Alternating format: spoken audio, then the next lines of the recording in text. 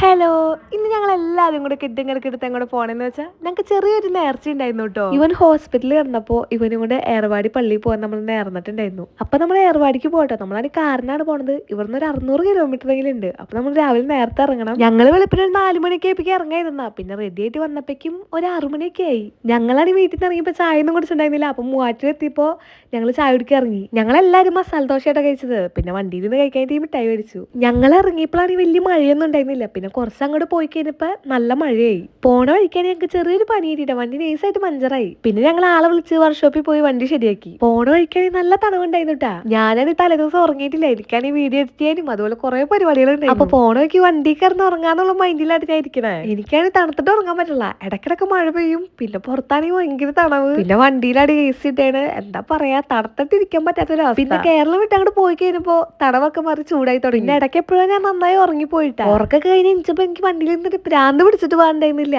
ഇരുന്നിരുന്നിരുന്ന് ആകം മടുത്തു.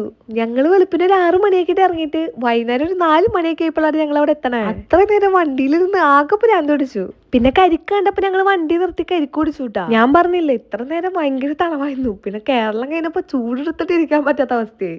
എനിക്കാണെങ്കിൽ ഈ വണ്ടിയിൽ എ സി ഇടുന്ന ഇഷ്ടമല്ലാട്ടാ. നേരത്തെ ആണെങ്കിൽ മഴ പെയ്തിട്ട് ഗ്ലാസ് കഴുത്താൻ പറ്റണ്ടായിരുന്നില്ല. ഇപ്പൊ ചൂടെടുത്തിട്ട് ഗ്ലാസ് കഴുത്താൻ പറ്റില്ല. പിന്നെ ഞങ്ങൾ പോണ വയ്ക്ക് ഇങ്ങനെ ഇടക്കിടക്ക് ഓരോ കടകളിൽ നിർത്തിയിട്ട് എന്തെങ്കിലുമൊക്കെ തിന്നാൻ മേടിക്കൂട്ടാ.